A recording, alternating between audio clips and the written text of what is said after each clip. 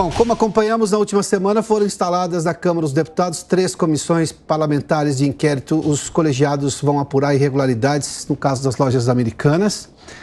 Nesse problema financeiro gigantesco, porque envolve muito fornecedor que ficou sem receber, aliás, que está sem receber ainda. Também o caso é esse escândalo sobre as apostas esportivas, assim, de atletas envolvidos ou não.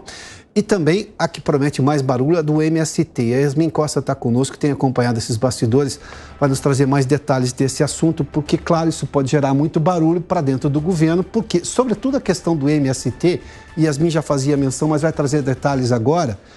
O líder do MST viajou com o presidente Lula à China. O governo não faz nenhuma crítica ao MST, embora ele continue invadindo propriedades, inclusive um prédio público, que foi lá aquela unidade da Embrapa em Pernambuco. Yasmin, bem-vinda de novo.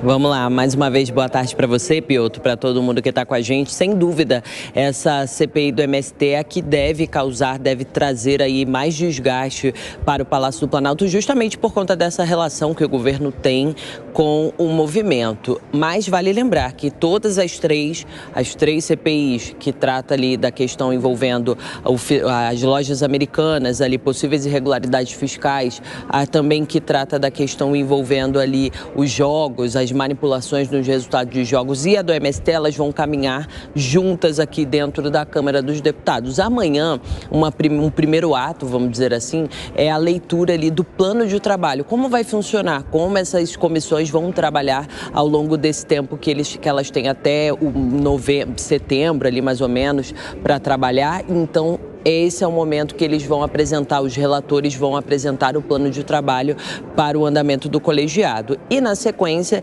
eles já começam ali a análise dos requerimentos, dos pedidos apresentados pelos parlamentares, convocando, pedindo audiência e essas coisas que eles querem apurar dentro das comissões. A gente vai dar um destaque aqui justamente para essa comissão, para essa CPI do MST. Hoje cedo eu conversei com alguns parlamentares que fazem parte desse colegiado e disseram o seguinte, que a mesa ali, diretora do colegiado, teve hoje uma série de reuniões de manhã e amanhã vai ter também uma série de reuniões porque eles estão ajustando os termos, como vão dar andamento ao processo, como eles vão caminhar com essa comissão. O plano de trabalho está pronto, o relator que vai apresentar esse plano, como você disse, é o deputado Ricardo Salles, já está com o plano, a gente consegue antecipar algumas coisas do tipo, o plano de trabalho vai trazer ali questões envolvendo diligências, que ministros que poderão ser convocados, mas ele não dá muitos detalhes, porque é preciso que tenha o aval ali de todos os deputados, para aí sim a gente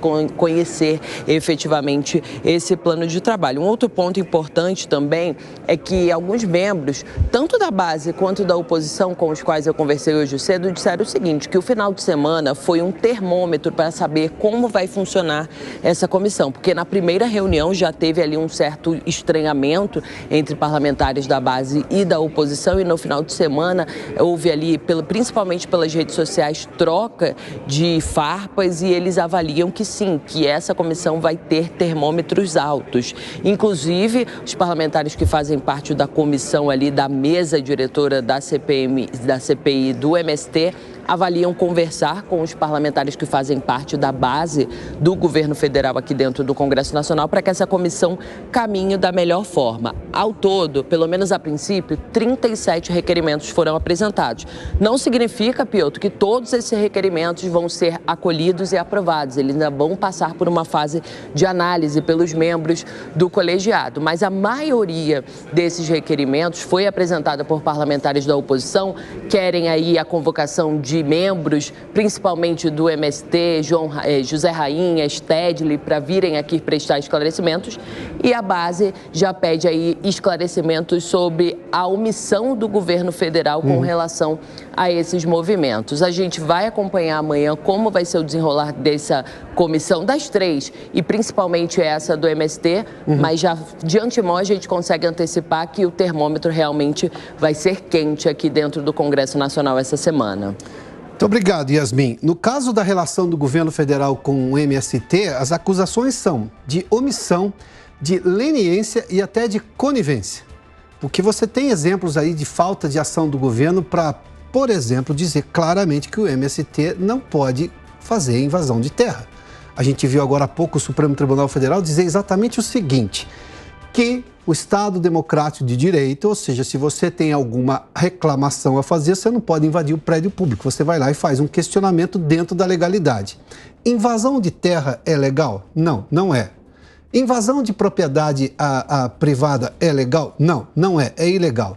Invasão, por exemplo, de um prédio público como uma sede de pesquisa da Embrapa em Pernambuco não é um ato antidemocrático? Pelo entendimento do Supremo Tribunal Federal, deveria fazer parte do inquérito. Não faz ainda, não se sabe o porquê. E tampouco o governo faz críticas em relação a isso. Mais que isso.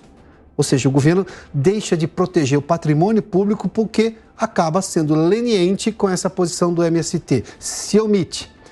Aí vem a questão da conivência. Como é que o líder do MST, apesar de todas essas supostas ilegalidades, e acho que são bem mais do que supostas, algumas são muito claras, inclusive, como é que faz parte da comitiva do presidente Lula na viagem à China? Qual é a ligação para justificar isso? A gente vai debater isso tudo. E tem também a questão de formar maioria no governo, o governo trazer verba para parlamentar, distribuir cargo para ter apoio no Congresso. Até outro dia isso chamava-se fisiologismo, compra de apoio parlamentar. Por que mudou o nome agora?